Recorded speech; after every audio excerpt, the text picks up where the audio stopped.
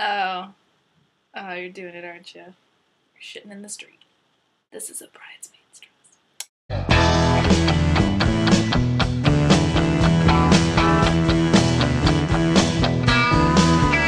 Today, I am going to talk about the 2011 film Bridesmaids in a bridesmaid's dress. Spoiler alert, I've never been a bridesmaid. I wore this to prom. Suckers. Bridesmaids is about Annie Walker, a woman who just has a less than perfect life.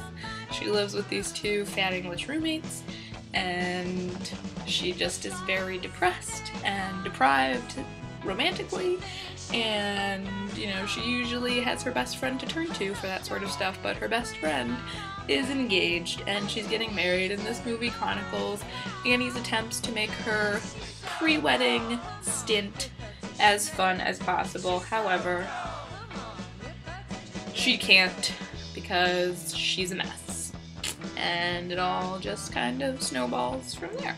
This movie did for women in comedy what The Hangover did for men, and that is to say it sort of revived the entire genre. Bridesmaids definitely was more successful than The Hangover, I think, because they were nominated for an Oscar, and with good reason. They were nominated for 2 Oscars, actually.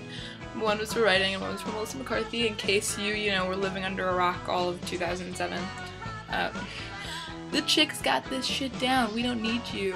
First of all, it is a very well-written movie.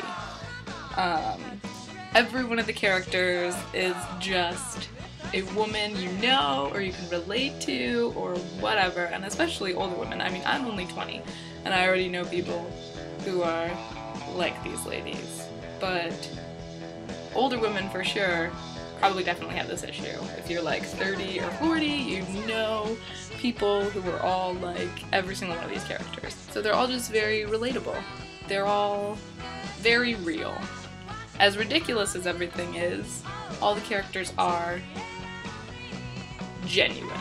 It is so genuinely funny. Kristen Wiig obviously doesn't have to work very hard to be funny, she just is, and she definitely excelled in this film because she knew who she was writing for, and it, I think, definitely helped that she was working with such a cooperative director in Paul Feig, and with Maya, someone she already knew and respected and could work with, and it just every element of the movie came together to make it genuinely hilarious. All of the clothes are fantastic, not that that really matters, but they were. This was just a very good look into the friendship of 2 women that has lasted a long time. In contrast, in 2011, we also had Something Borrowed, which was also about 2 women and their struggles as adults and with love and life and whatever.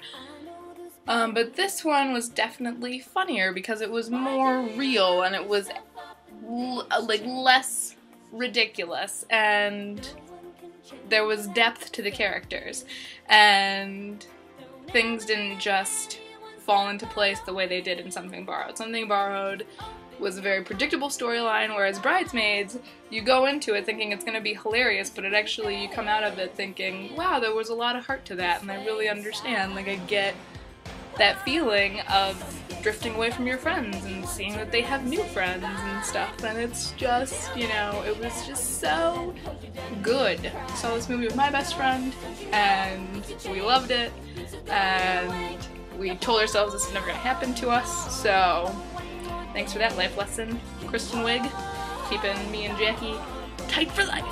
John Hamm plays a douchebag so well. I would like to say, though, screw all of you that only started thinking Melissa McCarthy was funny after this movie. You can all just talk to the hand. Oh, Melissa McCarthy's so funny. Oh, I love her so much. No, you don't. Because you don't know her as Suki. Suck it. Go watch Gilmore Girls. Embrace Melissa McCarthy's hilarious nature from 7 years ago. And then we can talk. I'm gonna get out of this stinking dress now. They had put a fart machine into my sleeping bag.